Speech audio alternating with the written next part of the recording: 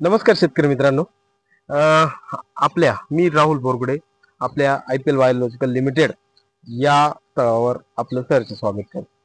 तर आपला आजचा प्रमुख विषय असा आहे की टोमॅटो पिकातील तिसरा, चौथा, पाचवा तोडा झाल्यानंतर तुमचा हळूहळू हा टोमॅटोचा शेंडा हा मंदावतो.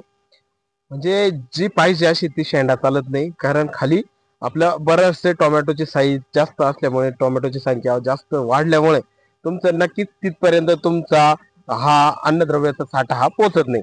तर त्यासाठी आपल्याला उपाययोजना काय करायची आहे? तर त्यासाठी आपल्याला प्रामुख्याने त्या अवस्थेमध्ये आपली मुळी चालणं खूप गरजेचं आहे. मुळी त्यामध्ये तंतुमुळांची पण वाढ अधिक वेगाने होणं ही गरजेचं आहे. तसेच तुमचा बऱ्याच प्रमाणामध्ये बेसल ढोस किंवा तुम्ही इतर वॉटर सोल्युबल खतांचा जो वापर आहे तो पण तुमच्या झाडाला उपलब्ध झाला पाहिजे, जलद गतीने उपलब्ध झाला पाहिजे.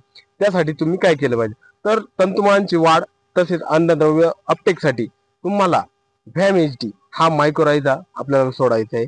त्यासोबतच आपल्याला NPK हे सोबतच आपले अपटेक झाले पाहिजे. त्यासाठी आपल्याला ग्रिफिन एल हे प्रोडक्ट आपल्याला वापरायचं आहे.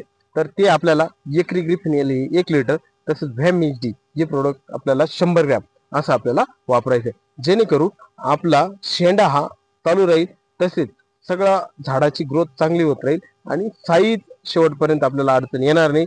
साईज पण चांगली होत राहील. धन्यवाद.